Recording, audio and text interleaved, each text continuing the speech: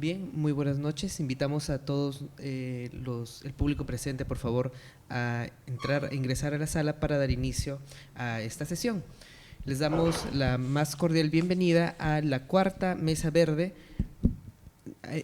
dentro del ciclo de las políticas públicas en perspectiva histórica.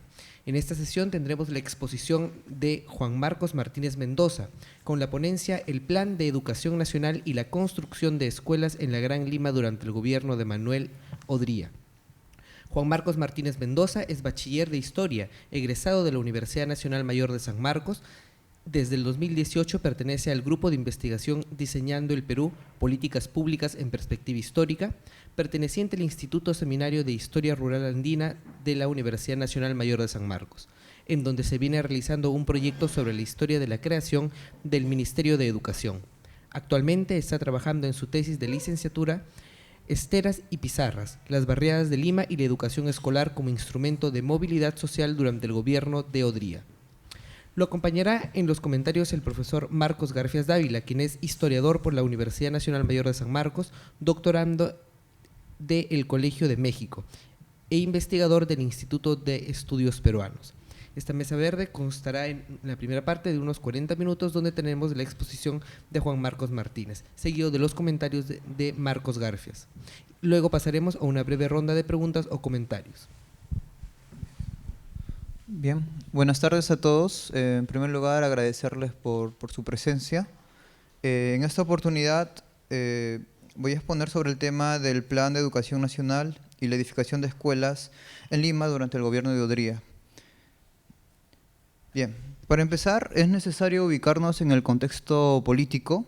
Como muchos sabemos, Odría asciende al poder mediante un golpe de Estado el 27 de octubre de 1948. Y también en medio de una crisis económica y política de persecución aprista y también de partidos comunistas, ¿no?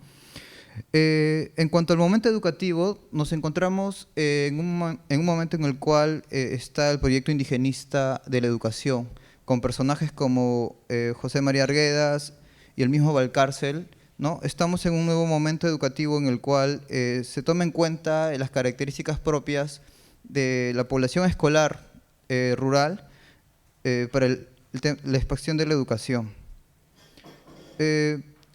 Para conformar la Junta Militar de Gobierno, Odría escoge al coronel Juan Mendoza Rodríguez como su ministro de Educación. Él fue nombrado el 30 de octubre del año de 1948. Este personaje es importante porque él fue la cabeza de la política educativa durante el gobierno de Odría, ¿no? Y entre sus antecedentes tenemos que fue el promotor de la creación del Colegio Militar Leoncio Prado, el cual se llegó a fundar en 1945 y al cual él llegó a ser su director entre los años de 1946 y 1948, ¿no? Como militar, y esto es algo que él lo dice, su experiencia militar le permitió estar en varios lugares del Perú. Él conocía de cerca la realidad de varias zonas y de varias provincias.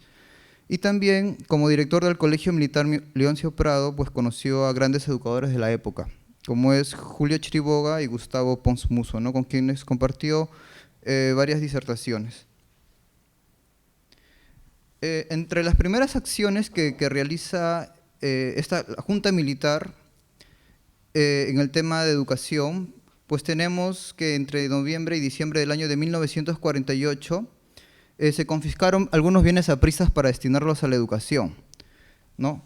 Por ejemplo, mediante los decretos ley 10.900 y 10.904, se adjudicó al Ministerio de Educación el local del Partido del Pueblo, que está ubicado y que hasta ahora está ubicado en la avenida Alfonso Ugarte, para destinarlo al Colegio de Varones Hipólito Unanue. Asimismo, se confiscó el material de imprenta consignado a la empresa editora La Tribuna, ¿no? Que venía desde Cuba, para destinarlos a la impresión de textos educativos. Otro punto interesante es señalar que de manera temprana se creó el Fondo de Educación Nacional, lo cual es una evidencia de que la Junta Militar de Gobierno desde un inicio ya tenía esta intención de crear escuelas, planteles escolares, ¿no? En general, de una manera masiva y sostenida.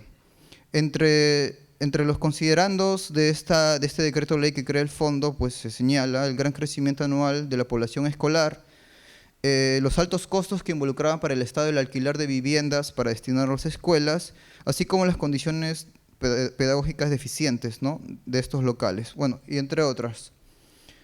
Asimismo, se cerraron algunos planteles industriales y agropecuarios por estar mal ubicados o mal equipados, ¿no? Asimismo, también se hicieron los preparativos para realizar el Plan de Educación Nacional, el cual se llevó a cabo durante todo el año educativo de 1949. Antes de seguir con la exposición, es importante tener en cuenta cómo estaba estructurada la escuela peruana urbana, ¿no? Primero, dejar en claro que cuando nos referimos a escuela, nos referimos a estos centros educativos donde se imparte la educación primaria.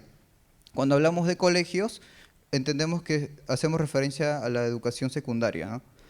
Para estos años, la escuela peruana urbana estaba conformada por la educación infantil, por las clases de transición y por la educación primaria propiamente dicha.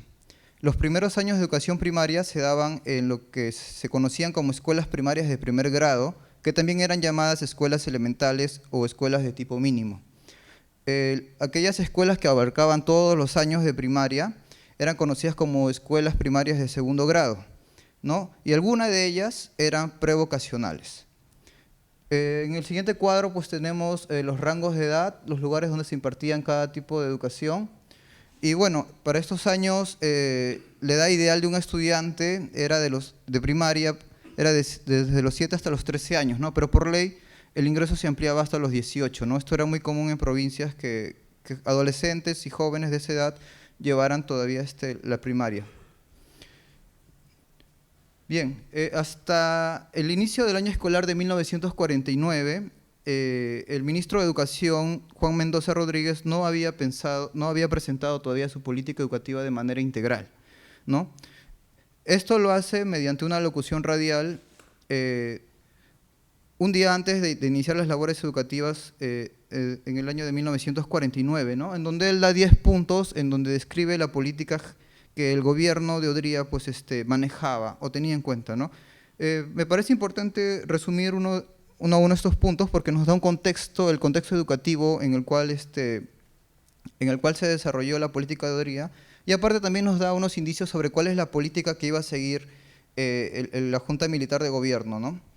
En primer lugar, el primer punto era crear una inquietud permanente por la obra de la educación nacional. El ministro consideraba que el problema educativo debía ser un problema nacional. No solamente estaba circunscrito a los maestros y a los estudiantes y a las autoridades del ministerio, sino que la sociedad en su conjunto debía involucrarse, ¿no?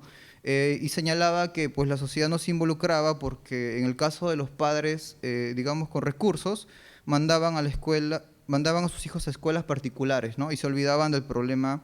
Y lo mismo sucedía con los padres que enviaban a sus hijos a las escuelas del Estado, ¿no? Entonces él señalaba que estos factores habían hecho de que sobre todo en Lima hubiera un desentendimiento sobre el problema educativo nacional. El segundo punto era consolidar la autoridad y el prestigio del maestro. Para la Junta, los maestros debían ser como unos sacerdotes o unos militares, los cuales no debían su función a un partido político o a un personaje específico, sino a la nación. También era importante para ellos resaltar el prestigio del maestro, y en este año, en octubre, pues se crearon las palmas magisteriales y se reglamentó el decreto ley que creó pues, precisamente las palmas magisteriales. En el tercer punto, se señalaba la necesidad de exaltar el sentimiento patriótico y nacionalista. Si bien en la Junta Militar hubo un fuerte recelo por defender a los planteles educativos de las influencias apristas y comunistas, pues el gobierno consideraba que esto era una actitud defensiva, ¿no?, la cual se debía complementar con una actitud ofensiva, la cual vendría a ser justamente esta educación nacionalista, ¿no?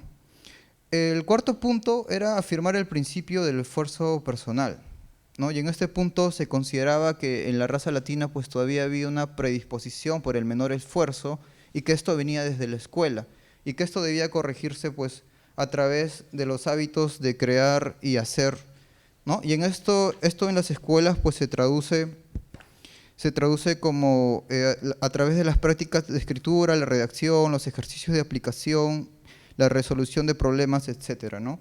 La Junta esperaba terminar con los maestros conferencistas y con los alumnos espectadores.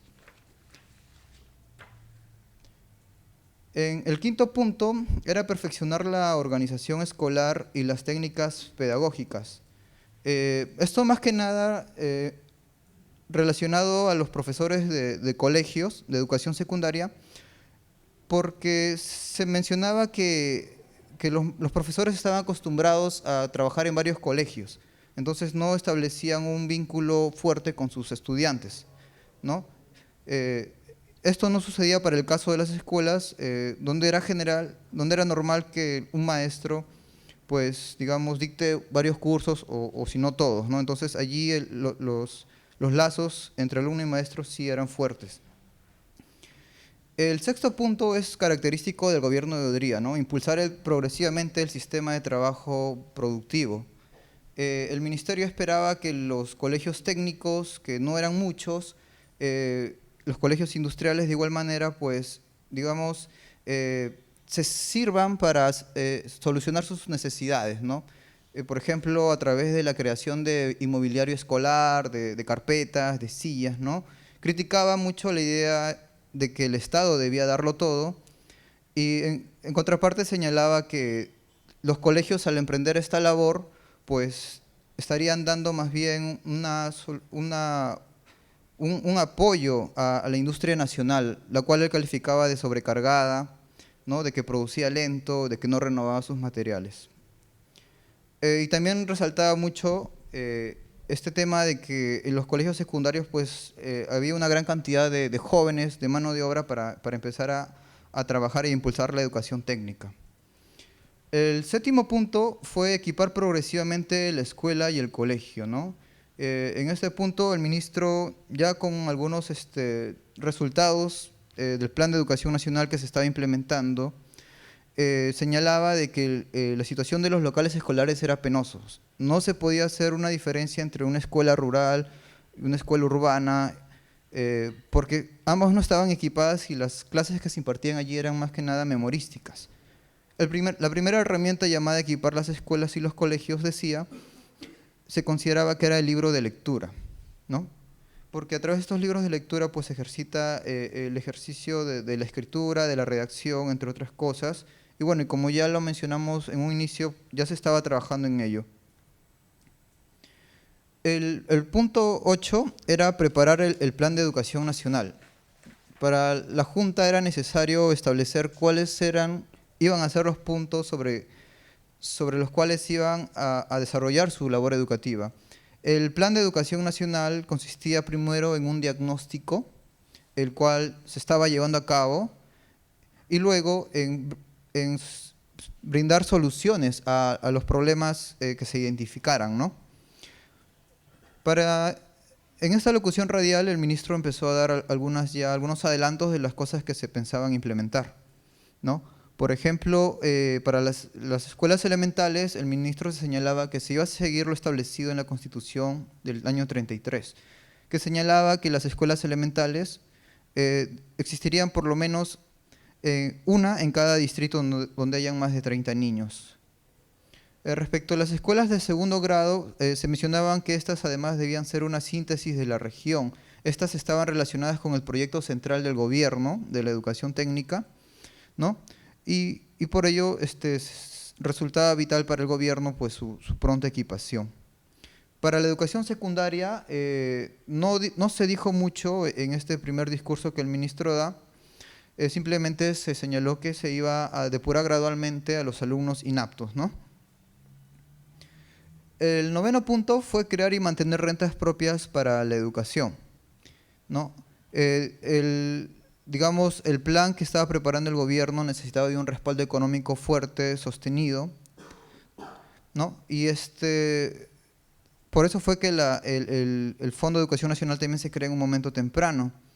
El ministro señalaba que existían actualmente 36 leyes que establecían rentas especiales para la edificación de locales en el país y sobre todo en provincias, ¿no? Y aducía que en Lima no había mucho esta necesidad, esta inquietud por la gran cantidad de colegios particulares y escuelas particulares que que existían, ¿no? Aunque sí criticaba mucho que las escuelas particulares de estos años se ubicaran sobre todo en los barrios más acomodados, ¿no? Y justamente esto tiene que ver con el 10º punto, el de velar porque la obra educativa sea una realidad valiosa y fecunda, ¿no? Ya que el ministro señalaba de que la educación no era un bien que le perteneciera a alguien y que no se podía comercializar con la educación, ¿no? En este punto tenemos que hubo una postura recelosa respecto a la educación particular, justamente porque se estaban estableciendo en estos barrios que eran más acomodados económicamente y pues las pensiones también eran altas, ¿no? Aquí tenemos una fotografía del ministro dando su discurso por 4ª vez, esto es para el año de 1952. El ministro renunció, dejó el cargo a fines de ese año y lo retomó ya para fines de 1955. Ahora vamos a hablar sobre el Plan de Educación Nacional, el cual, como les mencioné, consistía básicamente en un diagnóstico de la realidad educativa y en las soluciones propuestas. Para la conformación del Plan de Educación Nacional, la redacción de este plan estuvo a cargo del Consejo Nacional de Educación, el cual lo encabezaba el ministro de Educación.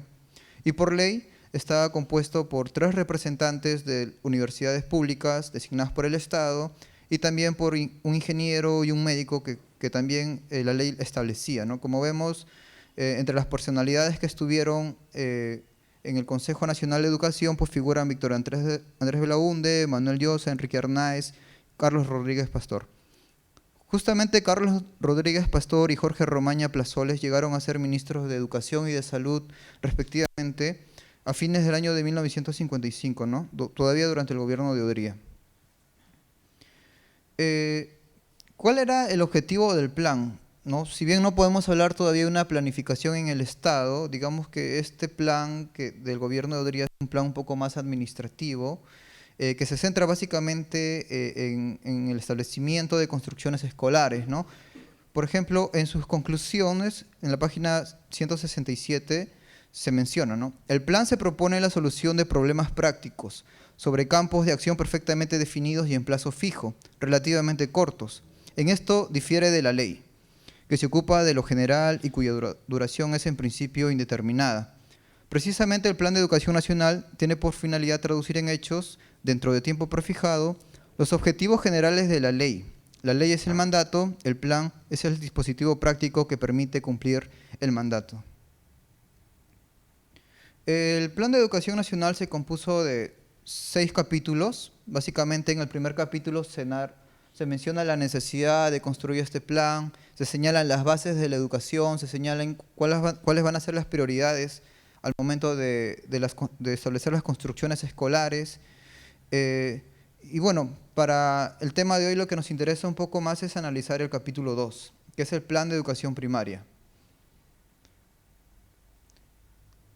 Bueno, en primer lugar, el plan, como lo mencioné, era en primer lugar un diagnóstico y luego presentaba las soluciones para los problemas educativos, ¿no? En el diagnóstico de la educación primaria se tenía que en cuanto al cuerpo docente, el 41.22% de ellos pues no contaba con título alguno. En cuanto a las técnicas pedagógicas y como consecuencia de lo anterior, muchos profesores no aplicaban metodologías en sus clases, ¿no? O aplicaban diversas metodologías, no había una unidad de métodos en cuanto a lo educativo, y esto también se debía a que no había una coordinación entre las escuelas normales, las facultades de pedagogía y los institutos pedagógicos. En tercer lugar, pues la organización escolar de las aulas estaba simplemente limitada al dictado de clases, es decir, no habían actividades deportivas, culturales, de índole social u otro tipo de actividades que pudieran inquietar al alumno de las escuelas, como conferencias, proyecciones de películas, entre otras cosas, ¿no?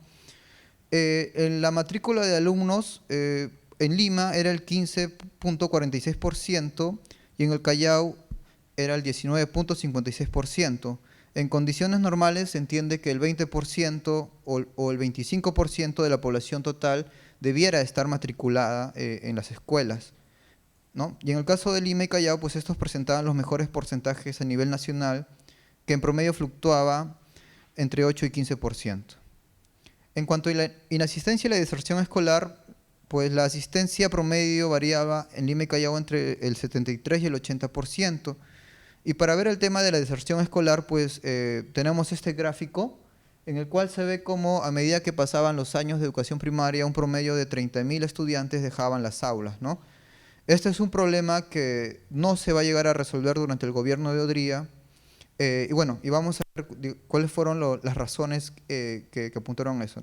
Pero sí me parece interesante resaltar este gráfico para ver cómo, a pesar de los datos, el gobierno se dedicó a impulsar más la educación secundaria y técnica, ¿no? Bien, ¿y a qué se debía esta deserción? Esto tenía que ver mucho con el ambiente social, en el cual se mencionaban de que las aulas de las escuelas estaban aglomeradas, agrupando alumnos entre 60 y 80 alumnos por aula. Asimismo, pues había una escasez de medios de instrucción, había falta de preparación de los maestros, falta de mobiliario escolar. Entonces, todos estos factores eran señalados como, bueno, valga la redundancia, factores que desanimaban tanto a los alumnos como a los padres de familia a continuar pues con sus estudios. En cuanto al factor económico, tenemos este cuadro extraído también del Plan de Educación Nacional, en el cual se ve cómo el Estado pues cargaba, ¿no?, él solo, y debido a la ley de gratuidad de la enseñanza primaria, con el sostenimiento pues de más de 9.000 planteles, más de 19.000 maestros, y bueno, y una extensa población escolar también, ¿no? Las escuelas fiscalizadas también apoyaban en algo, pero en comparación con lo que tenía que sostener el Estado, pues era algo ínfimo, ¿no? Y finalmente, pues los equipos de las escuelas y los textos de enseñanza también se encontraban en muy malas condiciones, ¿no? Como ya lo hemos mencionado, en cuanto a los textos de enseñanza, por ejemplo, pues en cuanto a Lima, había una gran variedad de textos de enseñanza, muchos de ellos carecían de didáctica, de pedagogía, y también de esto que le interesaba mucho al gobierno, ¿no?, que no resaltaban o desconocían también muchos hechos nacionales, de la historia nacional, de la historia patria, de los héroes locales, ¿no?, porque muchos de ellos eran elaborados por extranjeros. Y finalmente, los locales escolares, ¿no?, en el cual se califica de desastrosa la situación de los locales escolares, tanto en la capital como en provincias. Como razón a ello, el gobierno da tres razones, ¿no? La primera era la ausencia de rentas propias para la educación. La segunda era la falta de un compromiso de parte de las autoridades educativas. Y la tercera también era la falta de un apoyo social y una conciencia cívica, pues que se dedicara a solucionar este problema educativo. ¿Y cómo se podía involucrar la sociedad en general? Pues ya lo venía haciendo desde hace un tiempo a través de la donación de terrenos, donación de transporte, de cuidados de las aulas, los patronatos escolares, ¿no?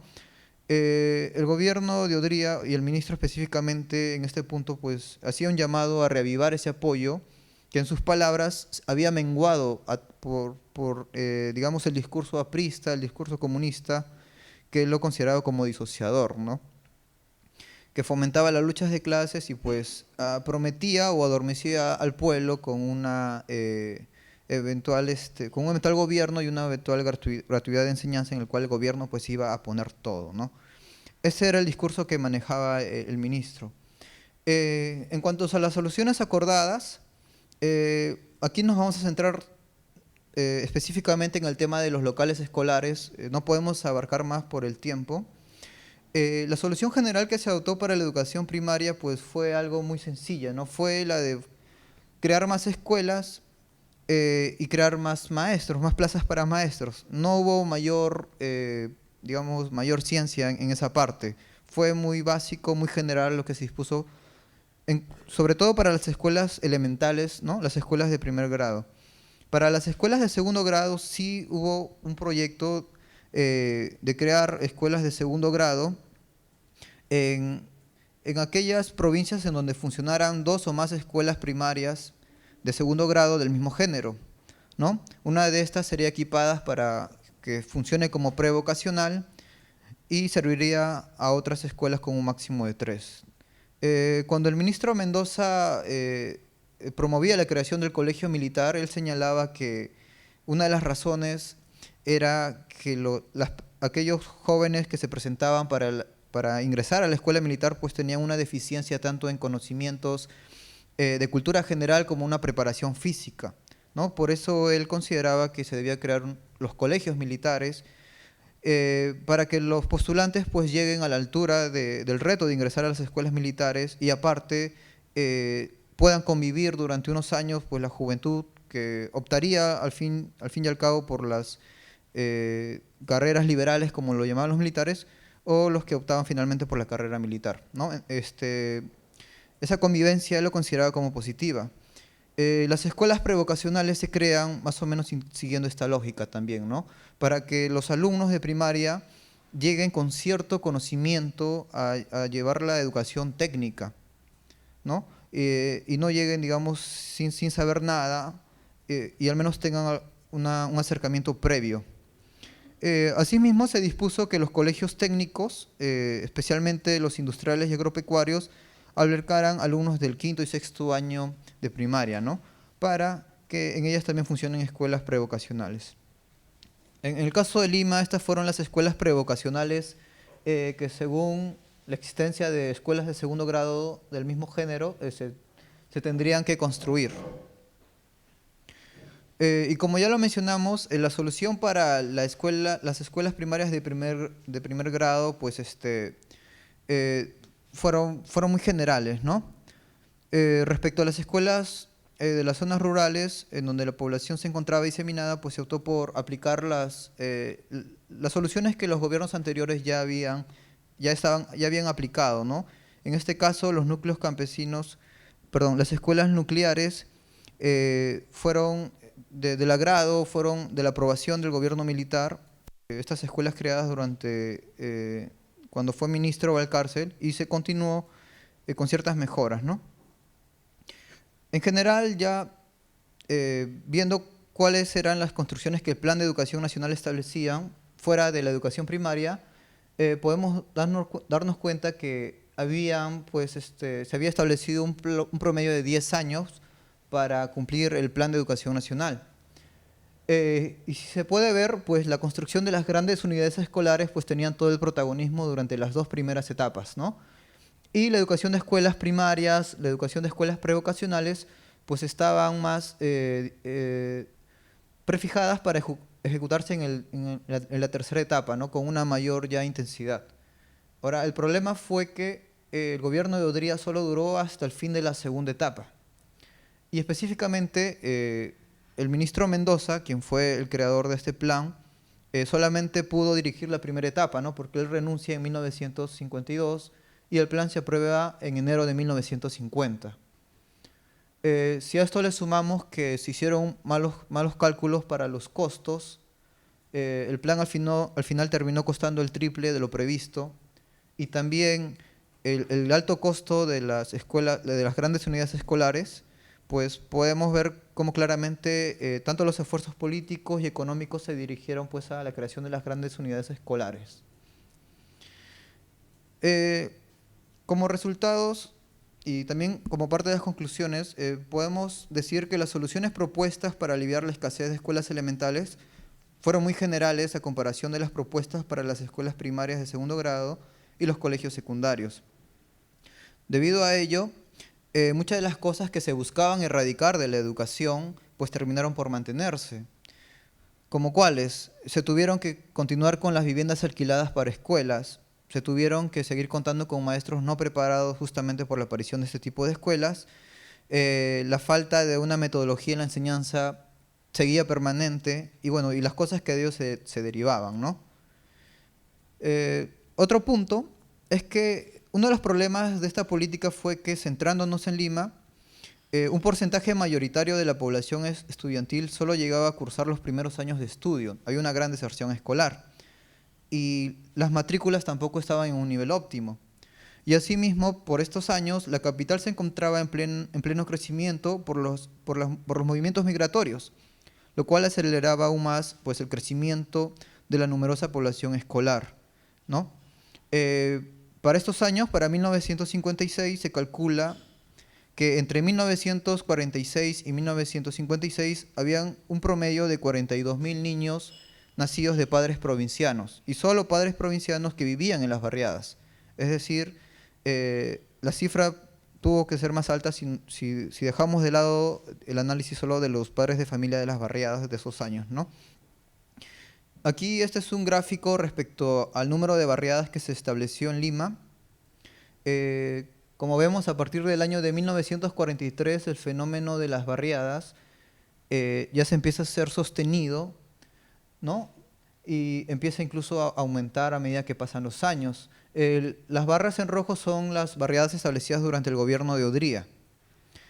En 1950 tenemos que se establecen en Lima pues, una cantidad de 11 barriadas, siguiendo los criterios y la definición de barriadas de José Matos Mar. Y pues como explicación a ello tal vez podemos decir que este fue un año electoral, ¿no? Porque Odría, la Junta Militar cesa en 1950 a mediados y asume Odría ya como presidente constitucional, aunque en elecciones como candidato único, ¿no? Entonces el fenómeno de las barriadas iba creciendo y tanto las migraciones como el levantamiento de barriadas se retroalimentaban mutuamente. El punto es que el gobierno y el ministro específicamente nunca tomó en cuenta a las barriadas dentro de su política educativa. Él señalaba que las barriadas pues lamentaba que las barriadas se hubieran establecido sobre zonas peligrosas y antihigiénicas, antididácticas para establecer escuelas, ¿no? Como laderas de ríos, como faldas de cerros. Entonces el ministro tenía cierta confianza en que atendiendo debidamente la educación en provincia se podría detener este flujo migratorio, que siempre existió en Lima, o sea, siempre hubo un porcentaje de estudiantes que venía a Lima a terminar sus estudios, sobre todo secundarios. Pero ya para estos años, digamos, la población escolar de hijos de migrantes necesitaba antes que colegios, escuelas, ¿no? Y durante estos años, en 1956, de las 56 barriadas que existían, un promedio de 27 ya contaban con algún tipo de escuelas reconocidas por el Estado. También podemos decir que las escuelas previstas en el plan que se construyeron tenían en este cuadro de aquí, se establecían en la primera etapa crear 50 escuelas primarias a nivel nacional, de las cuales 2 de ellas se construyeron en Lima, ¿no? ¿Y dónde se establecieron estas escuelas de tipo A, que tenían capacidad para 600 alumnos? Pues se construyeron justamente cerca a los distritos que estaban recibiendo a las primeras barriadas, ¿no? Se construyeron una en San Martín de Porres y otra en La Victoria. Esto durante la primera etapa del plan. Durante la segunda etapa del plan, que finalizaba en 1956, estaban en construcción 4 escuelas, ¿no? Del mismo tipo, con la misma capacidad, las cuales estaban distribuidas entre los distritos de La Victoria, El Agustino y Matute, bueno, que ahora también viene a ser La Victoria, ¿no? Entonces vemos cómo justamente estos distritos que reciben alrededor de los cuales se levantan las primeras barriadas, pues tuvieron la prioridad en cuanto a la construcción de grandes escuelas primarias. Finalmente, es necesario también decir que durante el gobierno de Odría, y a pesar del recelo inicial por las escuelas particulares, estas terminaron por incrementarse de una manera, pues, no sé, muy amplia. En 1948 existían 473 escuelas particulares. En 1952 prácticamente este número se duplica y en 1956 las escuelas particulares llegan a 1.217, ¿no? Asimismo, las escuelas fiscalizadas también aumentaron de manera significativa, ¿no? Teniendo en cuenta que el Estado se enfocó mucho en la educación secundaria y en la educación técnica, podemos afirmar que las escuelas particulares y las escuelas fiscalizadas y también las escuelas levantadas por los pueblos, tanto en provincias, pero también en la misma Lima, recordemos que en las barriadas son los mismos pobladores de estos años los que empiezan a construir sus escuelas, con muchas deficiencias y precariedades, por supuesto. Entre estos 3 actores, pues, digamos, fueron los que ayudaron al Estado al sostenimiento de las escuelas primarias, ¿no? Que paulatinamente se veía cada vez, se incrementó la necesidad de contar con ellas. En conclusión, podemos decir de que las construcciones de las escuelas en Lima durante el gobierno de Odría se vio limitada desde un inicio por estos tres factores. Uno, la preferencia del gobierno por impulsar la educación técnica, a la cual se destinó la mayoría pues, de los recursos. En segundo lugar, los cambios sociales propios de la época, tales como los fenómenos migratorios y la multiplicación de barriadas en la capital, pues los cuales no fueron previstos de maneras adecuadas en el Plan de Educación Nacional. Y es curioso que el ministro, incluso después del ochenio, todavía mantenga esa postura, ¿no?, de que este fenómeno se podía corregir o se podía contener. Todavía se tenía como que esa esperanza. Y finalmente que el Plan de Educación Nacional de 1950 pues, dejaba para el gobierno siguiente la etapa final, la tercera etapa de la ejecución del plan, ¿no?, en la cual pues, se impulsaba la construcción de planteles primarios. Lo cual, pues, como vemos, no llegó a suceder. O sea, a menos que Odría pensara en reelegirse, el gobierno solamente pudo ocupar la primera y la segunda etapa, que priorizaba la construcción de escuelas técnicas y secundarias. Una reflexión más para ya terminar, es que durante el gobierno siguiente y ya durante Jorge Basadre como ministro, se vio la necesidad de hacer un inventario de la realidad educativa, ¿no?, o de la educación nacional. ¿Y por qué otra vez hacer un diagnóstico educativo?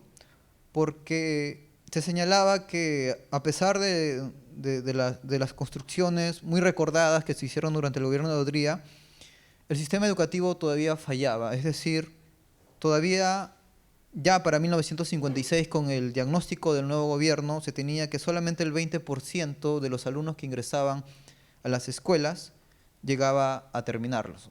Entonces, si ingresaban 100 en primero de primaria, solamente 20 acababan en el sexto de primaria. Y quienes acababan la educación secundaria era todavía un porcentaje menor. Entonces, esta cifra señalaba que el sistema no estaba funcionando.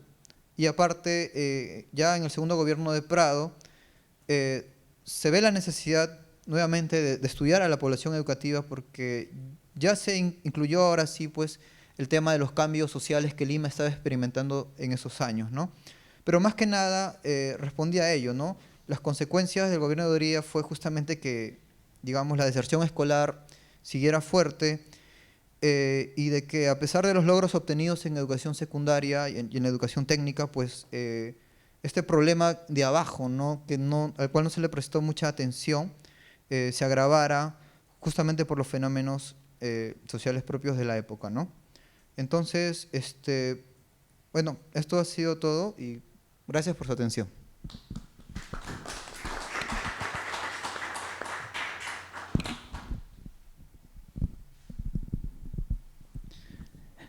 Buenas tardes, Juan Marcos, perdón.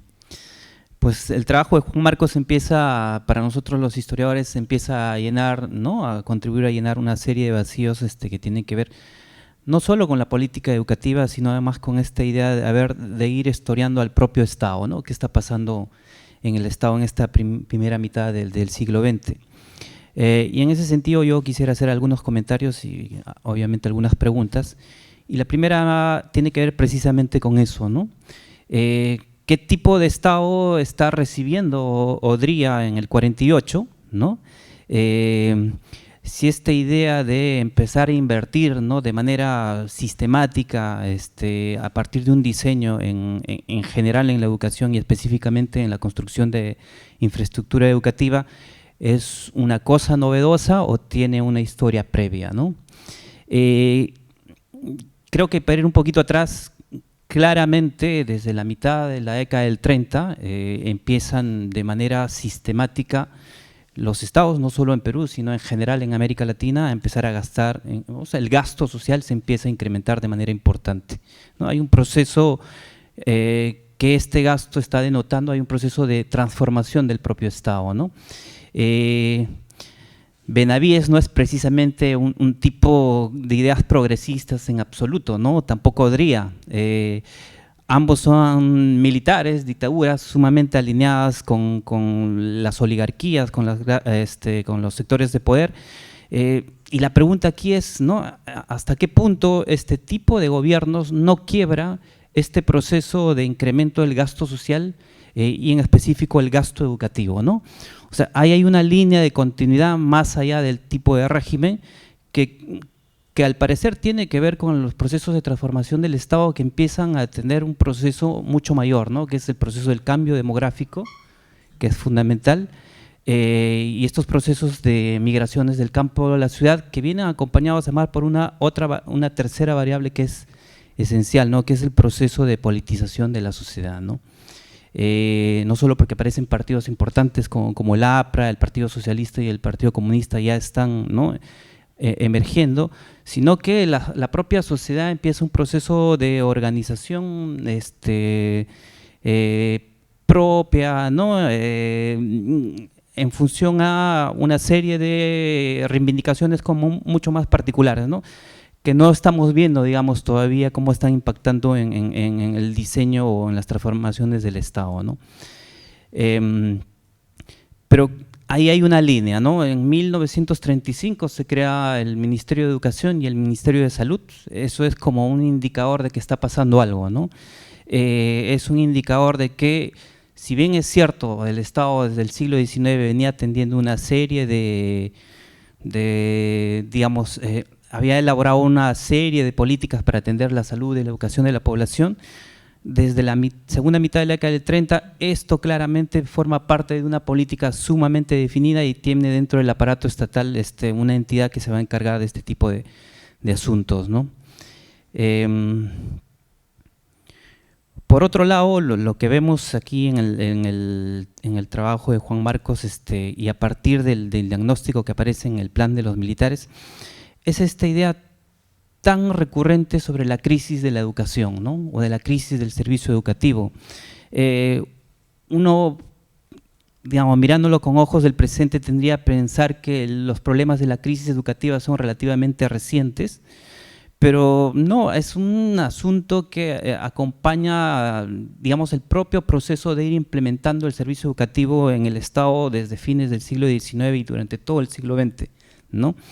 Ahora, ¿por qué es tan recurrente, ¿no?, la percepción, pero obviamente también la constatación real de que los servicios educativos públicos no están dando, digamos, los resultados o el éxito esperado, ¿no? ¿Por qué es que está fallando la implementación de estos servicios? Sí, otra vez para volver a la primera idea, si el gasto social y el gasto educativo en particular no se detiene, sino que va avanzando, ¿no?, va creciendo de manera significativa. Y lo que lleva a pensar es qué hay detrás de estas políticas de expansión de la educación en las élites, en este caso en los gobiernos, si esta expansión tiene que ver con la necesidad de brindar una serie de herramientas, habilidades, conocimientos muy restringidos a la población y sus percepciones sobre esta población, o estas políticas además tienen, además de eso, una voluntad de ascenso social, una voluntad que a través de la educación, digamos, se palanquee el proceso de modernización del Estado. ¿Qué hay detrás, no? ¿Qué hay detrás? Porque ese fracaso es como muy significativo, ¿no? Otra vez, en América Latina se está viviendo un proceso similar, ¿no? La expansión se está dando en todas partes del continente con éxitos distintos, ¿no? Y entonces aquí hay otro punto que a mí me interesa resaltar, ¿no? Que tiene que ver con esta idea de lo que se manifiesta claramente, además, en el diagnóstico de los militares y lo que ellos van a defender a partir de lo que ellos conciben como público, ¿no? La educación como una tarea del Estado, ¿no? Y como la educación que tiene que estar restringida a cualquier iniciativa empresarial de lucro, ¿no? Esto es un elemento que aparece, creo aquí en esta década del 40, curiosamente en el gobierno de Odría, porque los colegios privados ya existían, la universidad privada, la católica, ya se había fundado, pero es un discurso como muy fuerte que apela a esta obligación, a esta responsabilidad estatal, ¿no? Más allá otra vez del tipo de régimen, ¿no? que está gobernando. Y entonces aquí aparece esta idea del fondo de educación, ¿no? A mí me llamó mucho la atención otra vez cómo de alguna manera el gobierno de Odría, como bien lo ha explicado Juan Marcos, manifiesta, ¿no?, claramente cierta madurez institucional del Estado para comenzar a atender los servicios de educación, los servicios educativos, ¿no? Y como parte de esa madurez institucional implica destinar, ahora sí, a diferencia de otros periodos, un fondo exclusivamente diseñado a partir de un diagnóstico para ser invertido en una serie de cosas, entre ellas infraestructura educativa, ¿no? Me hubiera gustado, de hecho, ver un poco en el texto y también en la exposición cómo es que se conforma ese fondo de educación, ¿no? A partir, con qué partida, sobre qué diseño presupuestal, si hay impuestos especiales, ¿no? Porque se supone que es un fondo que se va creando, se supone que además que tiene que ser un fondo bastante abultado, porque los costos en educación ya en ese contexto están creciendo y son muy importantes, ¿no?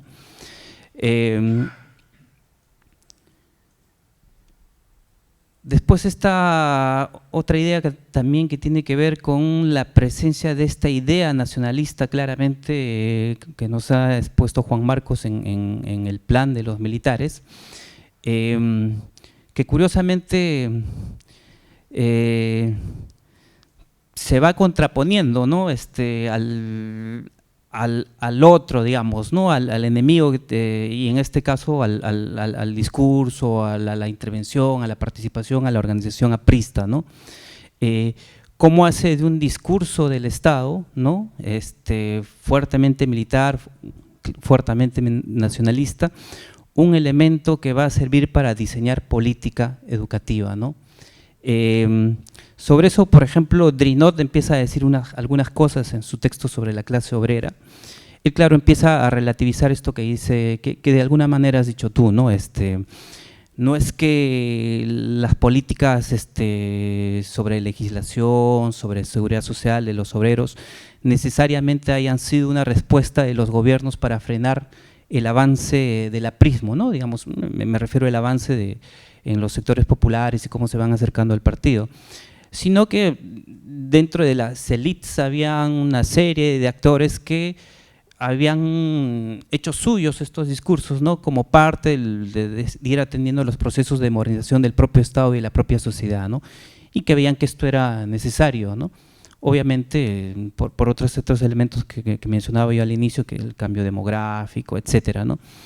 Entonces no solamente es la variable, digamos, aprista que va a ir detonando una serie de cosas, sino que hay otros elementos que están un poco más inmersos en lo que van trayendo de por sí, ¿no?, los funcionarios, los académicos, los intelectuales que están involucrados en el diseño, en este caso, del plan de los militares, ¿no? Y en ese sentido también me hubiera gustado ver un poquito más, más allá de mencionarlos, que nos contaran quiénes son, ¿no?, los que componen este consejo que va a diseñar el plan, pero también el propio general Mendoza, ¿no?, algo más de su trayectoria, no solo como funcionario y militar, sino algo que nos dé algunas pistas, por ejemplo, no sé si ideológicas, ¿no?, sino cómo él está concibiendo el Estado o el papel que tiene que tener en estos procesos, ¿no?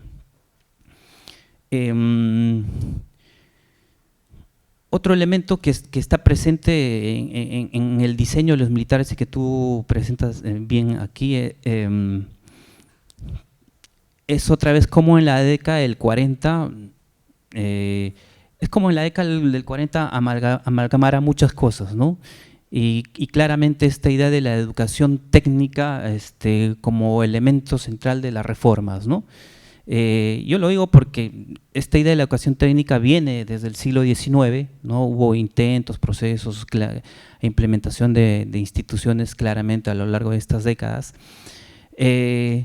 pero aquí otra vez, ¿no?, está mejor diseñado, está como mejor avisorado. Y otra vez también tiene, más allá de una intención social, más allá de la intención del impacto económico, no sé si decir hay una intención política o de alguna otra manera, esta idea de ir frenando los procesos de migración hacia la ciudad, ¿no? A partir de la construcción de infraestructura en las regiones, ¿no? Y básicamente de infraestructura de educación técnica. Si ese plan, ¿no? Es un plan que está mirando todo el escenario en términos de modernizar la sociedad de manera descentralizada, pero que también está amarrada a digamos, a una postura de la élite que representa Odría, ¿no? Ahora,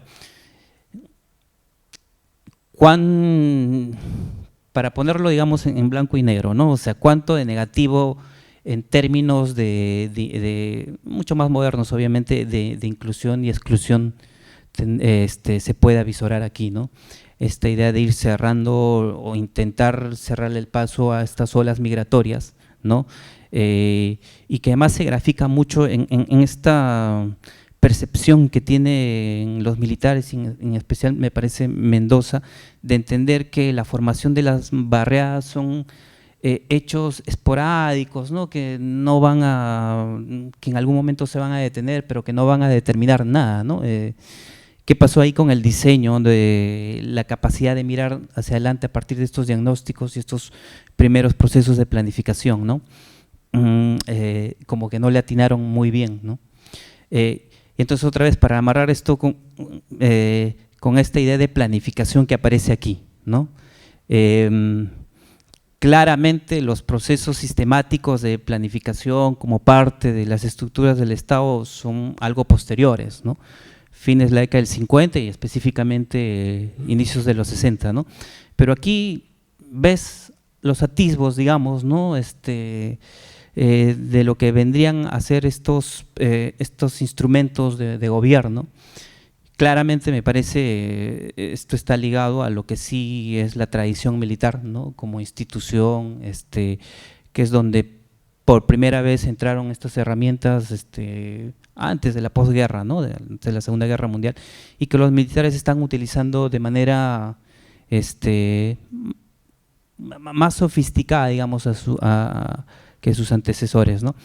Entonces ahí también me parece que quizás hubiera valido la pena un poco reflexionar sobre este tipo de instrumentos, ¿no? Que van a dar como resultado el plan, ¿no? O sea, qué tipo de elementos de la planificación, que si bien es cierto está en ciernes, están permitiendo construir, ¿no? el diagnóstico, para empezar, esta idea de la construcción de estadísticas, ¿no? No sé yo cuándo en términos de política educativa esto se inició de manera sistemática o si es aquí donde por primera vez están utilizando estas cosas, ¿no?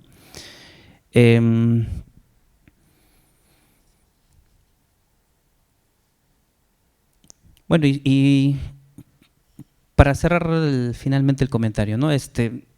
Como ves, ese diagnóstico, como se ha visto, presenta una serie de elementos como muy actuales, ¿no? El problema docente, el problema del desempeño de los estudiantes, etcétera, etcétera, ¿no? Pero sí, también me hubiera gustado escuchar un poco más, y quizás te puedas explayar ahora, sobre el foco mismo, ¿no? Sobre la construcción de los locales, ¿no? Si bien es cierto, nos has presentado algunos datos y todo, valdría la pena explayarse quizás sobre qué tipo de infraestructura se está construyendo, ¿no? Sobre qué lógica educativa, digamos en términos de arquitectura, están pensando los militares, ¿no? Sobre las grandes unidades escolares que son como las más visibles, las más conocidas, claramente hay todo un diseño, ¿no? que podría explicar por qué es que se construyeron de esta manera, ¿no? Bueno, eso, y otra vez muchas felicitaciones, Juan Marcos.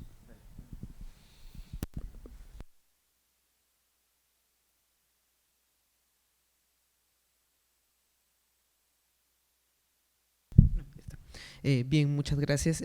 Agradecemos al profesor Marcos Garfias por su comentario y vamos a dar paso a una ronda de preguntas por el público. Por un tema de tiempo vamos a permitir 5 preguntas primero. Bien, si alguien del público estuviera interesado en hacerle algunas preguntas al ponente o al comentarista.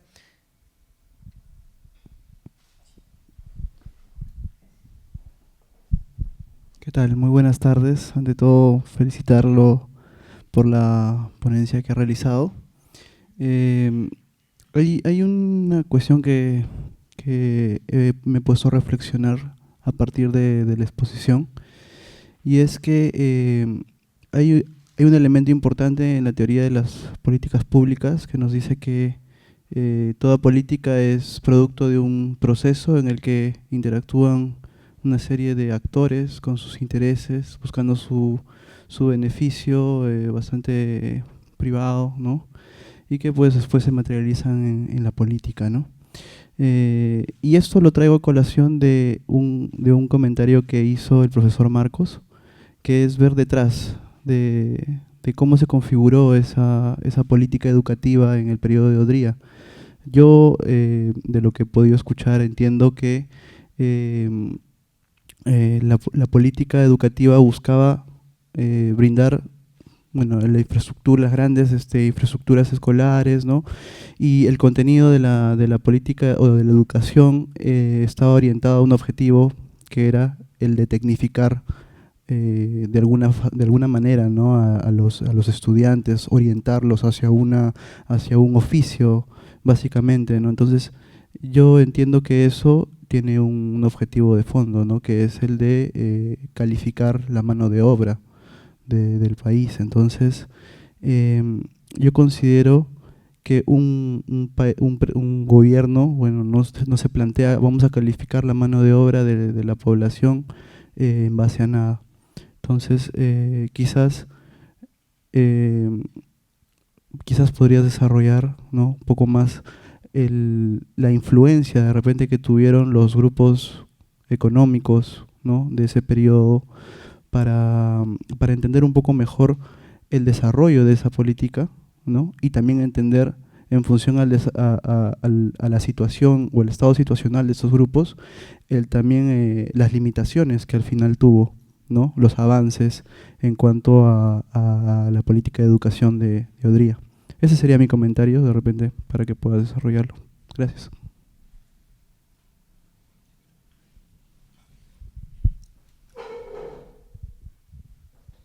Buenas noches. También quiero empezar felicitando al expositor. Me parece que es un tema bien interesante y la manera ordenada y estructurada como lo ha presentado habla del dominio que se está teniendo en el tema. Yo tenía 2 preguntas, una que tiene que ver con el Estado y otro que tiene que ver con la educación misma. Respecto al Estado, para esta época hay 2 tipos de Estado, de acuerdo a los planteamientos de Ignacio Sotelo. Uno de ellos es el Estado social, que surge a fines del siglo XIX, especialmente en Inglaterra y en Alemania, producto de la segunda revolución industrial, ¿no? Y estamos ante un Estado que, si bien es cierto, establece una serie de medidas de seguridad social y de derechos sociales, entre ellos el tema de la jornada laboral, el tema de los accidentes de trabajo, incluye salud y educación. Estamos ante una concepción de Estado bastante conservadora, ¿no? Y por otro lado está lo que surge más o menos en la misma época de Odría en Europa, que es el estado de bienestar, que si bien tiene sus bases iniciales en la República de Weimar, recién logra plasmarse como tal en este periodo después de la Segunda Guerra Mundial. Y allí más bien este Estado busca hacer reformas, ¿no? Y profundizar al Estado social, en el sentido de hacer de garantizar, por ejemplo, el desempleo, ¿no? El seguro de desempleo, por ejemplo, allí es bien importante, entre otras medidas. Entonces, a mí me gustaría, justamente pensando en que Odría pues no es progresista, cómo, dónde estamos entendiendo el Estado que se está diseñando en el ochenio. Y junto con eso, quisiera que me digas, a la hora que has estado viendo este tema educativo, de acuerdo a qué tipo de Estado ya en el sentido de Charles Tilly, ¿estamos ante un Estado de alta capacidad o un Estado de baja capacidad? A veces da la sensación que los gobiernos autoritarios, dictatoriales, pues están en un estado de alta capacidad, pero no siempre es así, porque cuando caen, pues se desmoronan de un momento para otro, ¿no? Entonces, no lo es. Entonces, ¿qué tipo de Estado, también desde estas otras categorías, tú consideras, de acuerdo a tus estudios, que estamos en este periodo de Odría? Y respecto al tema de la educación y las políticas que se dan en torno a la educación hablan mucho de qué tipo de proyecto de sociedad se quiere, ¿no? Y en esta época, del 45 al 48, los políticos en el Parlamento tenían dos temas respecto a la educación. Uno era la educación de los mandos medios y el otro el tema de la gratuidad de la educación elemental, ¿no? Y a veces hasta llegar al nivel primario, que eran los debates de esa época. Entonces, y eso tiene que ver… quisiera saber si ese debate y ese tema de la escuela elemental o la escuela o la formación de los mandos medios, que tiene que ver con el tema que había señalado de la escuela técnica, la formación técnica, significa que la preferencia por la educación técnica va en esa misma línea que se estaba planteando en los debates del periodo de Bustamante y Rivero. No hay una ruptura ahí, sino que más bien continúa esa tendencia, esa preferencia por la educación técnica y por las escuelas elementales, ¿no? Es decir, hay una continuidad a pesar de la ruptura de régimen. Y lo último sería, para tratar de entender cómo es la sociedad de ese entonces, ¿no? Tuve oportunidad de mirar lo que hoy día serían los perfiles de trabajo en algunos sectores del Estado, pero para esa época. Y en esa época no se exigía, o sea, se pedían estudios hasta nivel universitario o experiencia.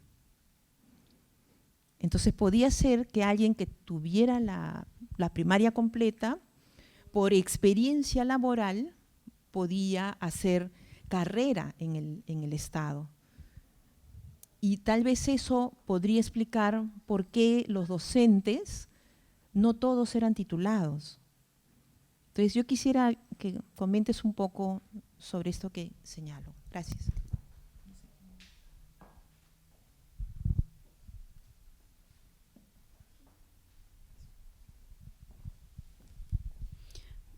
Bueno, yo quería felicitar también a la expositora, Juan. Bueno, mis preguntas son más de curiosidad, no manejo el tema totalmente. Quería saber, en estas políticas públicas educativas de este entonces, en este diseño, si se tenía alguna orientación específica hacia las mujeres. Después también quería preguntarte respecto a las escuelas rurales. Lo mencionaste, ¿qué tanto? O sea, mencionaste que hubo una continuidad y mencionaste que había escuelas técnicas agropecuarias. O sea, ¿qué tanta, si bien tal vez fue de menor relevancia, pero en lo que se hizo, hubo algún cambio, alguna particularidad? Porque bueno, se ha reconocido pues que a diferencia en el caso de Ecuador, la educación rural fue más desarrollada, ¿no? Entonces en ese aspecto era algo que a mí me llamaba la atención. Y otra cosa, yo en trabajo de campo que he hecho en unas comunidades de Canta, entrevistando a una migrante, bueno, migrante de esta comunidad de acá en Lima, me hablaba de que a ella, y creo que está entre el 40, si es que no es así 40 o 50, pero me causó mucha curiosidad, que a ella, por ejemplo, terminó la primaria porque la comunidad tenía solo colegio primario de hombres y de mujeres, ¿no? Separado. Terminó la primaria, pero a ella, y como estaba en los primeros puestos, la becaron para que vaya a estudiar a Lima. Entonces, pero sus papás no querían, en especial su mamá, porque era indispensable en los trabajos domésticos, de cuidado y de los animales. Pero tuvo el apoyo, me contaba, de su profesor, de su profesora y de la policía, que con ellos logró, dice, porque ella quería estudiar, logró que sus papás finalmente decidieran que ella se fuera, ¿no? Entonces, a mí me llamó la atención porque dije, pero entonces, y como te digo, o sea, aproximadamente será por el 45, por ahí, si es que no es más, y yo decía, ¿se daba esto en estas políticas, en estos cambios que estaba también Odría haciendo? O sea, me llamaba bastante la atención, ¿no? Porque, y era una mujer de provincia, ¿no? O sea, bueno, cercana a Lima, pero ahí me lo relacionaba con la educación rural, ¿no? Eso era. Gracias.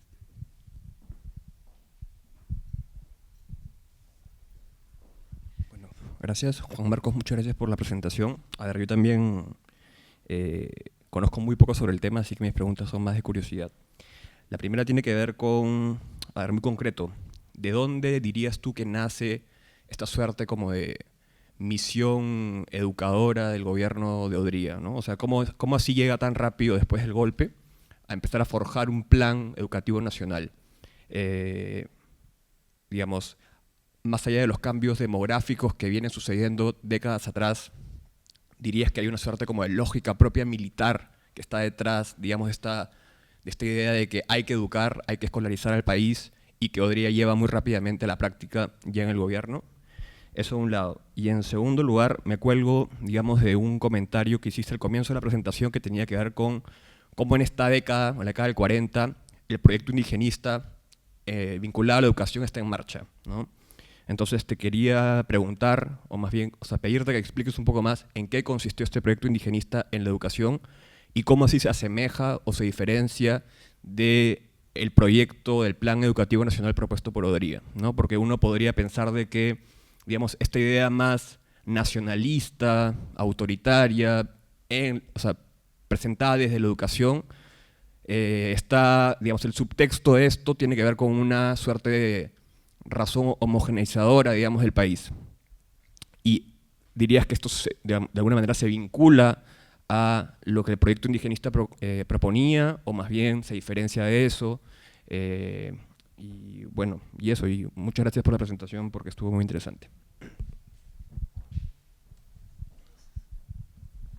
Muy buenas noches.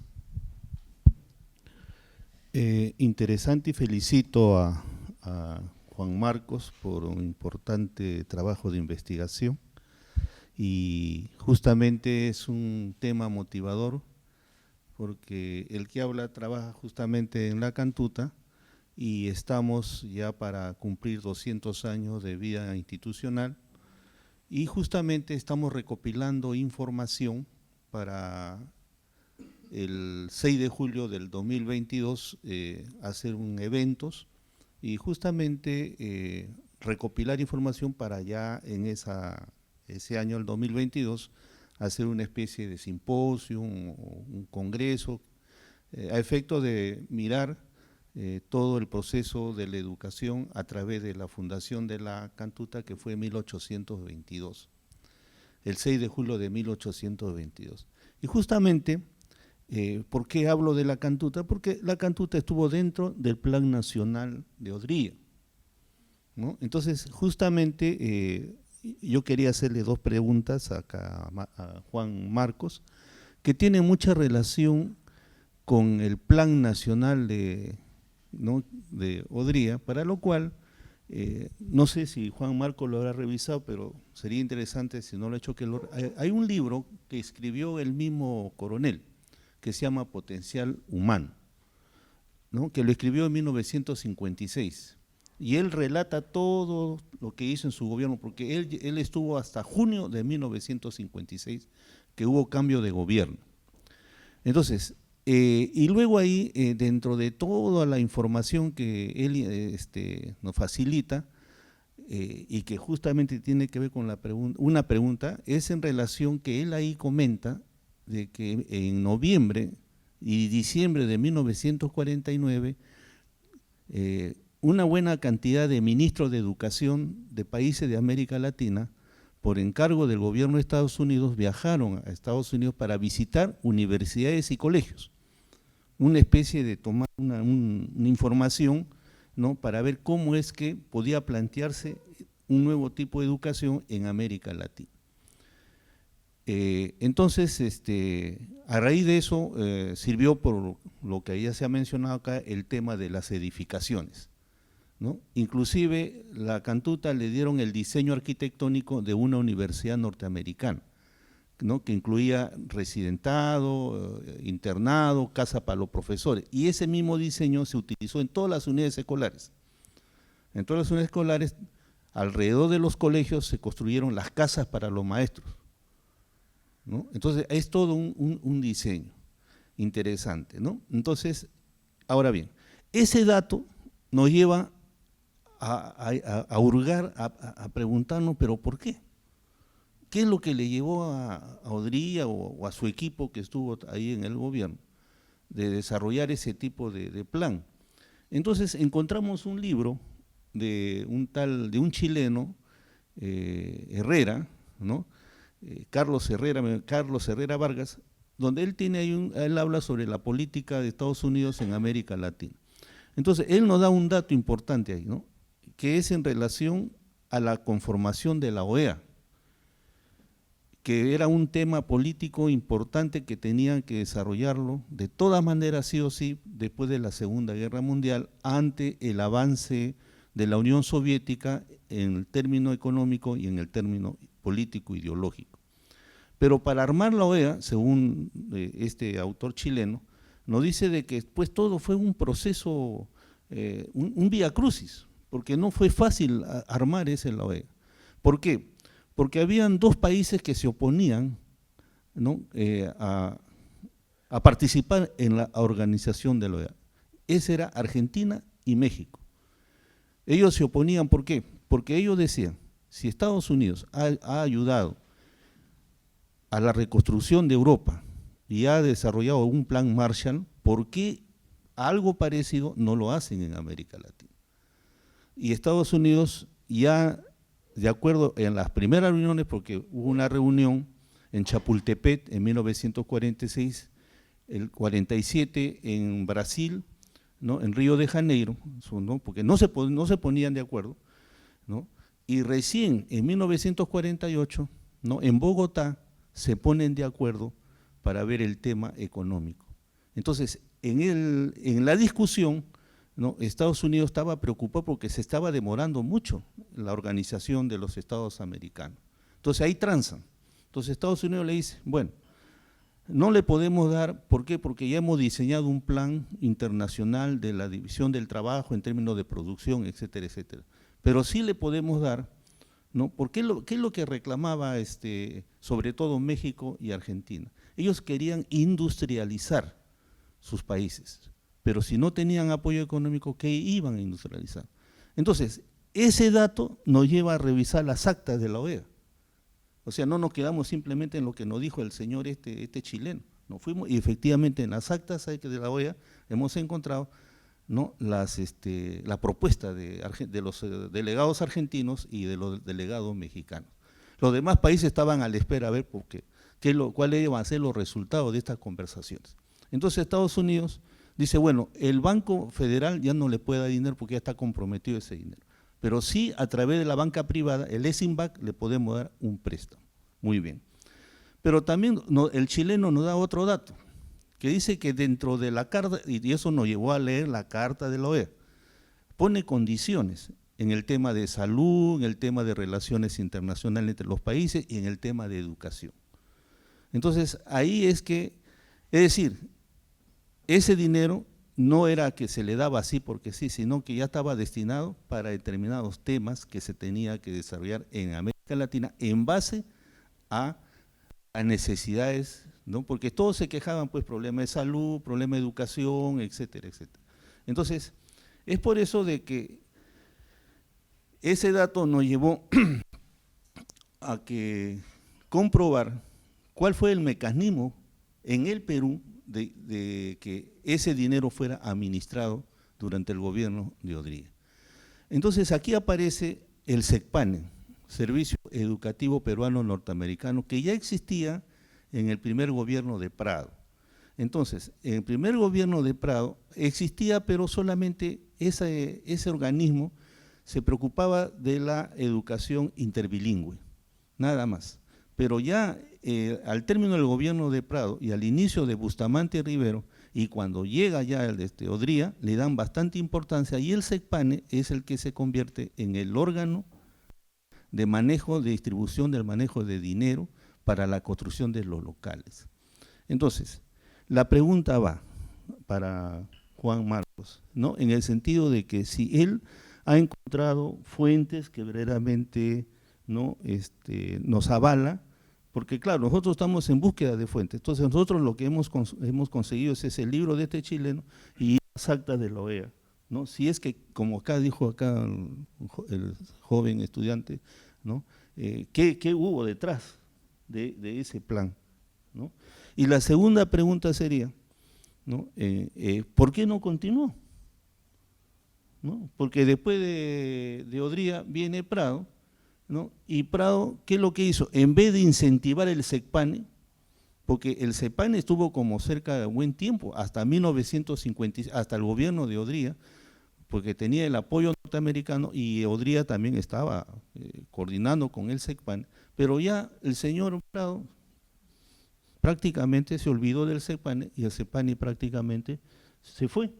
Y la educación ya tuvo otro camino, otra orientación, ¿no? En relación pues a la educación técnica, etcétera, pero que en vez de ir desarrollándose este plan de estudios, como lo ha mencionado acá Juan Marcos, comenzó más bien ya a un proceso de decadencia, ¿no? Hasta que ya el primer gobierno de Belaúnde prácticamente lo desarmó, ¿no? Porque no hizo nada para impulsar ni Prado ni Belaúnde, más bien ellos fueron los que anularon ese avance, digamos, a pesar de los préstamos, a pesar de las, ¿no?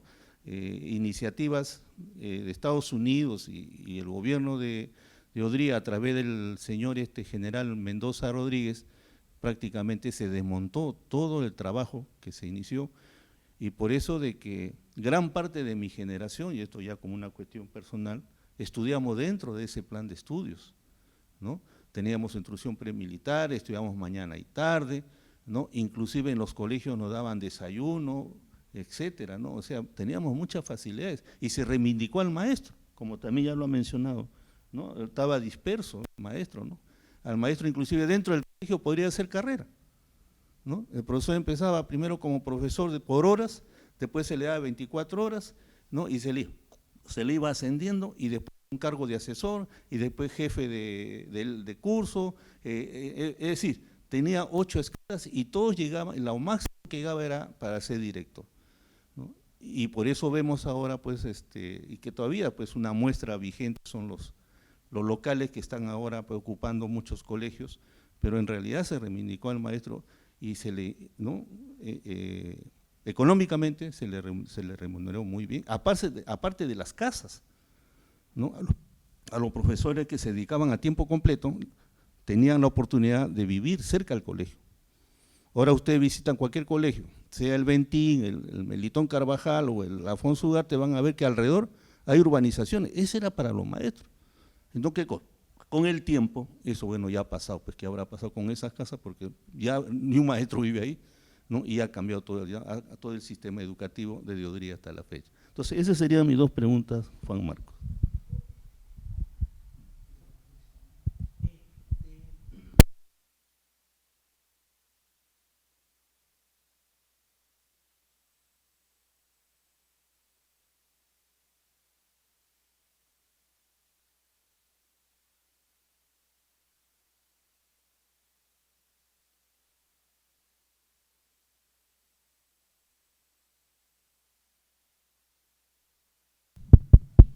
como les mencioné, pues la ponencia trata sobre la construcción de escuelas en Lima y justamente hablar solo de Lima pues ocasiona de que no se entiendan muchas cosas, ¿no?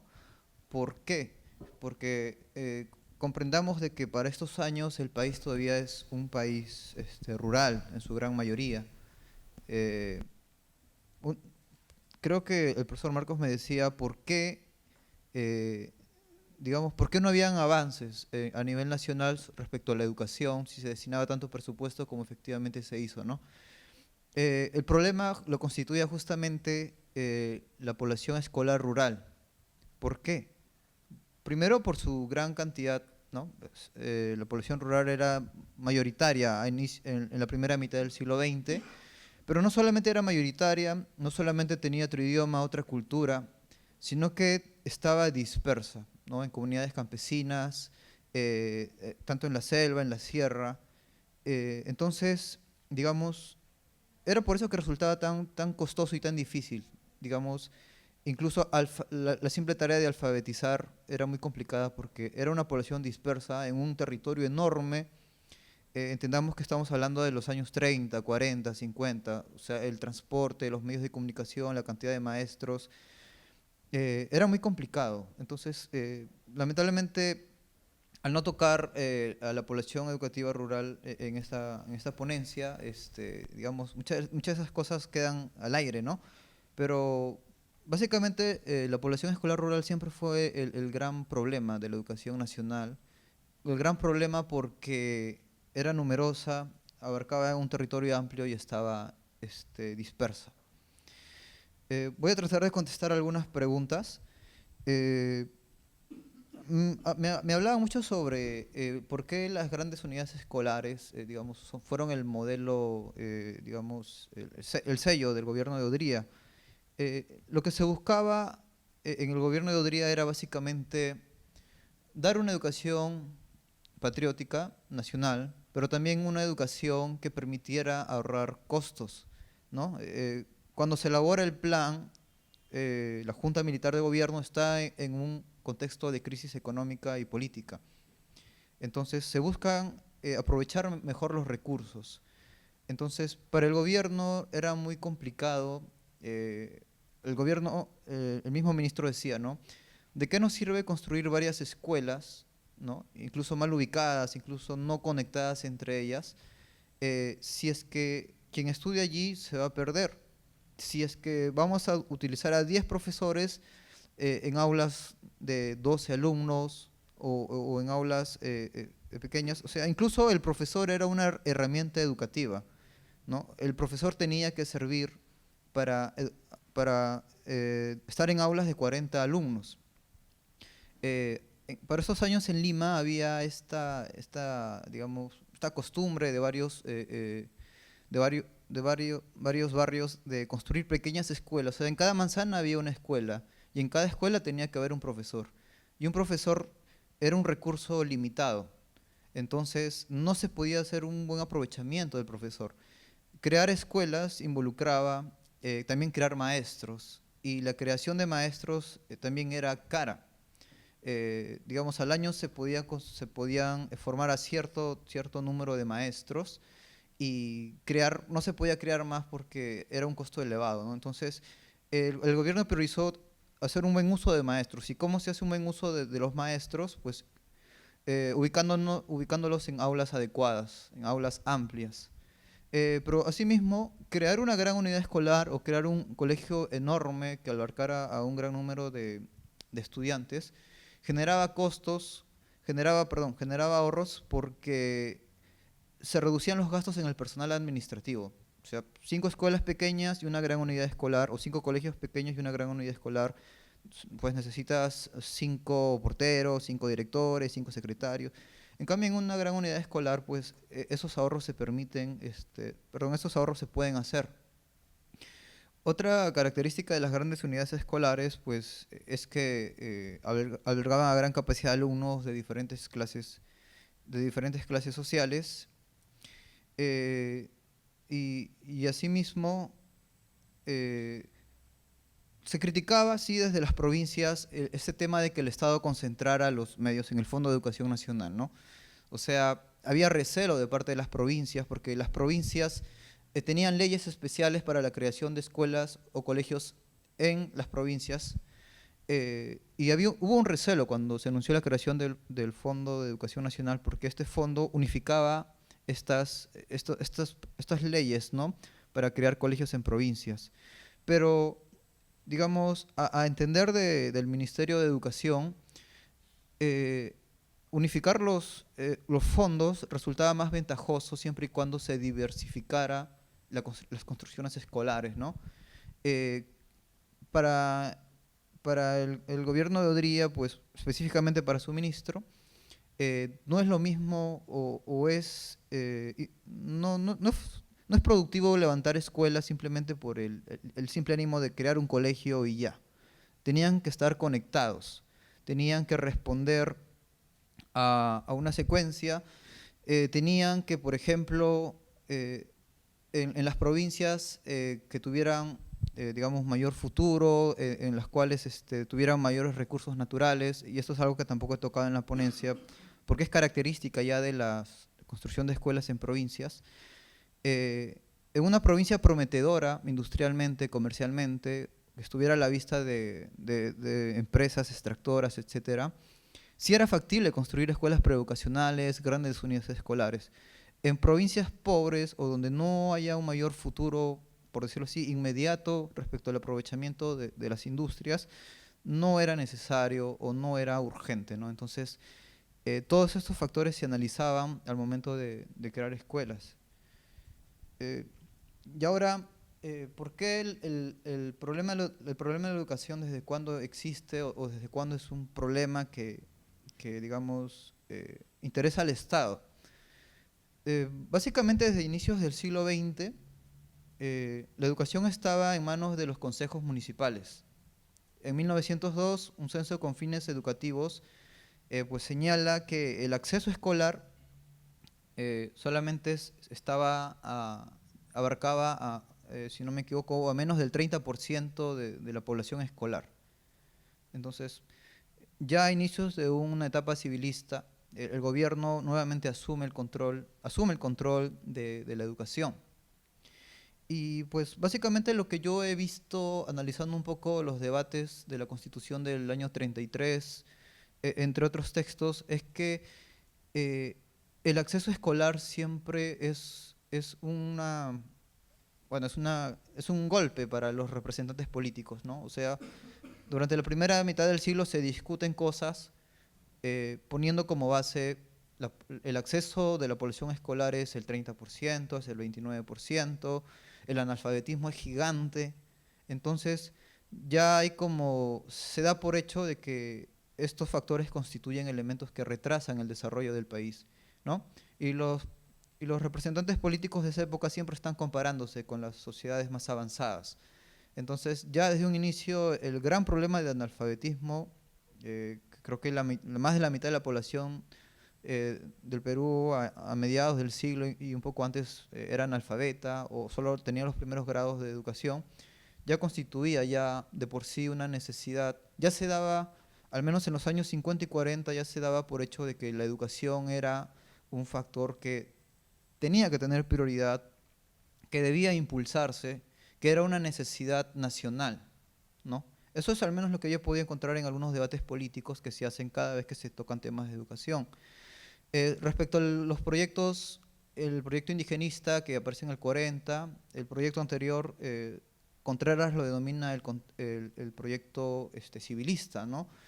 Y cuando se conocen estos resultados de que el acceso a la educación pues, es pésimo, hay un plan nacional que Contreras dice que se plasma en los esfuerzos políticos y económicos, en el presupuesto mismo del Estado, a mejorar esta situación. Ahora, el problema es que en el Censo Nacional de Población del año 40, que es el primer censo moderno, el primer censo que en temas de educación lo hacen personas que no pertenecen al mismo Ministerio de Educación, pues creo que a inicios de siglo el 29% de la población escolar tenía acceso a la educación. y para el año 40, a pesar de los esfuerzos y los gastos en el presupuesto, este porcentaje subió a un 34%. Entonces, hay un debate nacional en el cual el proyecto civilista lo que buscaba era, digamos, instruir al indio, así lo denominaban, con las costumbres occidentales, ¿no? En temas de higiene, en temas económicos, entre otros. Pero a partir de los años 40, con Valcárcel y José María Arguedas, ya hay una reconsideración de instruir, por ejemplo, a la población escolar andina en su propia lengua, ¿no? De también crear escuelas normales, rurales, o sea, con profesores de la zona, y impulsar también las escuelas nucleares, ¿no? Que como dije hace un momento, el problema era que esta población estaba dispersa, y lo que hacía una escuela nuclear era agrupar a esta población escolar dispersa, ubicando estos núcleos escolares pues, en lugares estratégicos, digamos, para acercarlos a las distintas comunidades, ¿no? Entonces, sí acepto que, digamos, al centrar la política de Odría en Lima, como ha sido el objetivo de estas ponencias, se pierde mucho de lo que se quiso hacer en provincias. Y esto lo digo porque se quiso también aprovechar mucho de los recursos naturales del país. Entonces, lo que se tenía proyectado para hacer en las provincias, pues era bastante y era significativo, ¿no? Y bueno, el mismo ministro lo decía, ¿no? Esta frase que todos conocemos, ¿no? El Perú es un mendigo sentado en un banco de oro. Y él justamente, uno de los propósitos de la educación técnica era que se aprovecharan los recursos nacionales, ¿no? Que se fijara al hombre del campo, a la tierra, para que trabajara esos campos, ¿no? Pero a la vez, como vemos, hubo un proceso en el cual el hombre del campo empieza a salir del campo a la ciudad, ¿no? O sea, el gobierno buscaba fijarlos, pero había un grupo de ellos que buscaba más bien salir del campo, ¿no?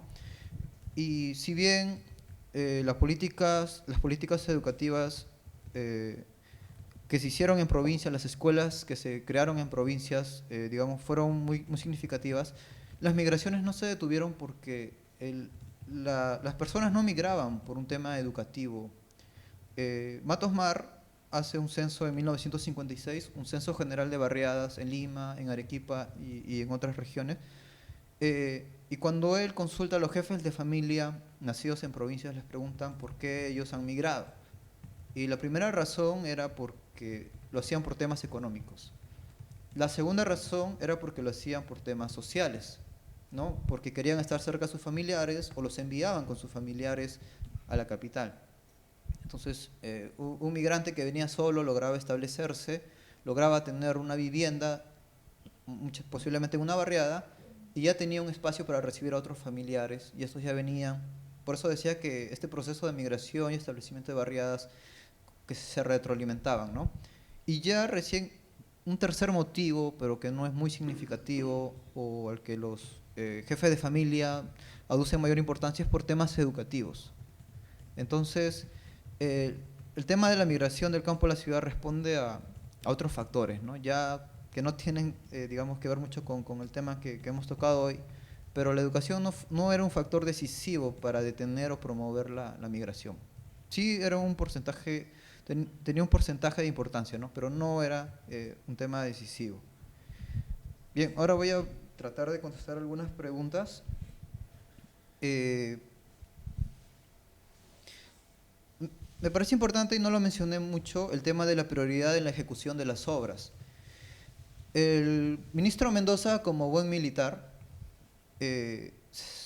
cuando se encontró con este escenario educativo, digamos que en cifras económicas y en temas de personal resultaba pues imposible atender, digamos, la necesidad de toda la población escolar a nivel nacional, él pone fija una estrategia militar en el campo educativo, ¿no? Él señala justamente en el libro que mencionó sobre el nuevo potencial para la educación, él señala que el problema era grande.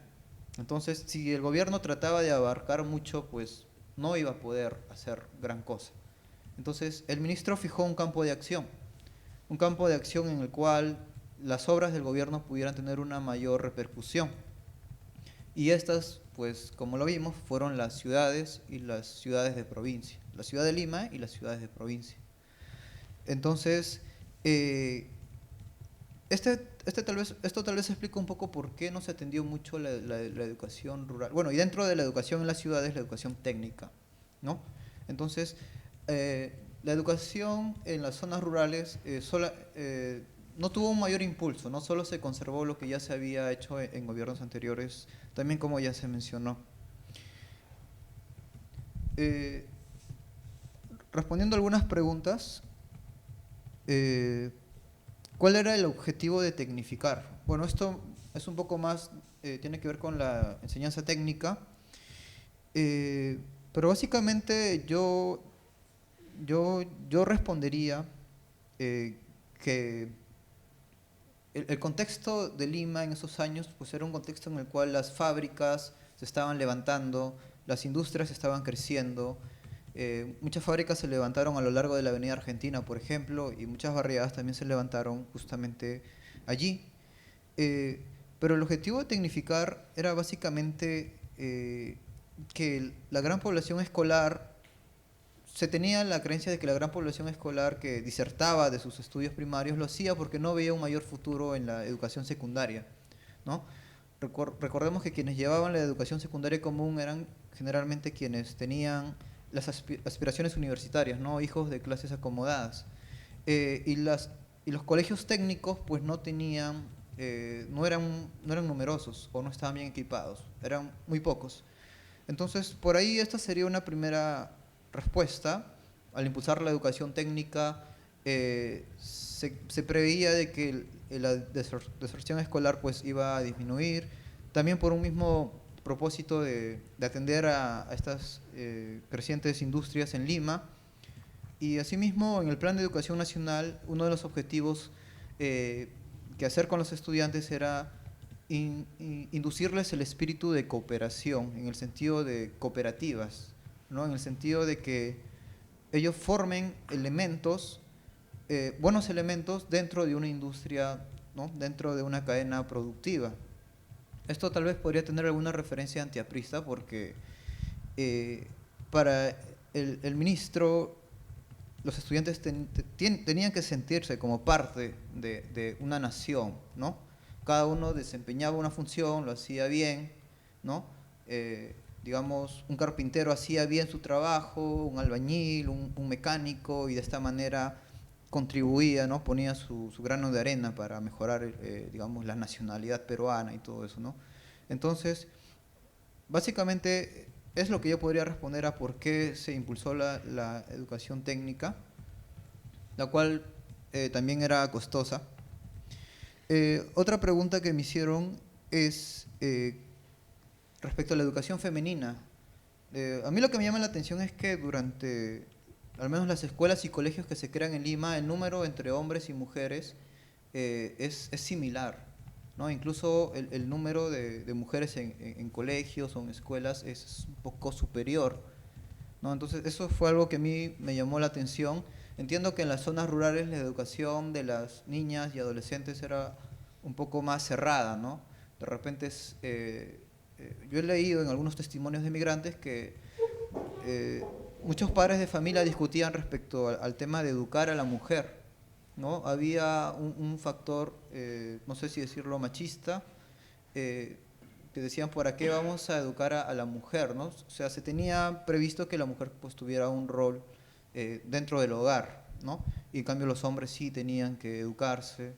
Y bueno, también los primeros migrantes fueron hombres, pues, ¿no? Justamente porque hay una relación estrecha entre grado de instrucción y experiencia migratoria, ¿no? Quienes migran generalmente son quienes tienen un grado de instrucción más alto en sus respectivas localidades.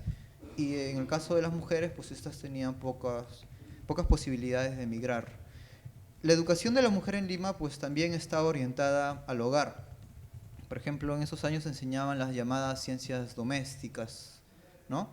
Se enseñaban, por ejemplo, enfermerías, temas de alimentación, ¿no? Con la proyección de una mujer como madre, de una mujer como cuidadora de su hogar. Se decía, pues, una mujer que exalta su hogar, que cuida su hogar, pues es una mujer que aporta, ¿no?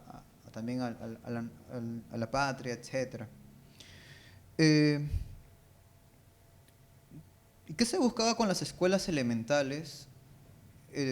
Pues básicamente el gran interés en las escuelas elementales por parte del gobierno va a ser erradicar el analfabetismo, ¿no? Digamos, el gobierno de Odría tuvo en primaria el interés de impulsar las escuelas elementales para este fin. En secundaria crear los colegios técnicos para tecnificar a la juventud, ¿no? Impulsar el esfuerzo personal, dar este discurso de que uno mismo tiene que conseguir las cosas siendo un buen estudiante, siendo un buen trabajador, ¿no? De que la clave no estaba por allí en lo que promovían ciertos partidos radicales que se consideraban así en la época. Entonces, básicamente esto es lo que se buscaba con las escuelas elementales y técnicas. Las becas de estudio sí existían, ¿no? De hecho, para el Colegio Militar Leoncio Prado, que tenía capacidad para 300 personas, pues la tercera parte de esos alumnos eran becados y venían de distintas provincias, ¿no? ¿De dónde nace la misión educadora de Odría? Pues básicamente Odría, cuando tomó el poder, era visto como un títere de los sectores conservadores, exportadores. Esto lo dice Portocarrero en su libro de Bustamante Odría. Y Odría, según afirma, tuvo un interés de digamos, tener un nombre propio, ¿no? Y como muestra de ello, cuidaba mucho de lo que la población pensaba de su gestión. Digamos, los patrocinadores del gobierno de Odría le exigían hacer reformas económicas un poco fuertes, un poco rápidas, y Odría lo que hizo fue un poco alejarse un poco de eso, controlar esas reformas económicas que iba a hacer y buscar también una base social de apoyo, pues. Entonces, mediante los canales de educación, mediante los canales de salud, Odría trata de llegar al pueblo, ¿no? Entonces, básicamente yo creo que fue eso, y a eso agregarle, pues, al ministro de Educación, pues, ¿no? El general Mendoza, que sí, no ha habido mucho tiempo para hablar de su experiencia, pero es un personaje que tiene mucho, que hay mucho para decir sobre él, ¿no? No es tanto un militar acérrimo, es un militar que tiene mucha dedicación por el tema educativo, ¿no? A él le gusta investigar las cosas, le gusta planificar las cosas, y por ejemplo la creación del Colegio Militar Leoncio Prado era una propuesta que ya se manejaba, pero que él impulsó a través de la investigación y a través de otros métodos, ¿no? Para ya finalizar, respecto a la pregunta de la profesora Casalino, mediante en qué estado estamos, ¿no? Un conservador, uno bienestar, si estamos en un estado de alta capacidad o de baja de capacidad, pues, bueno, lo que yo le podría responder es que creo que es un estado de baja capacidad. Es un estado que plantea su campo de acción y se centra en ello.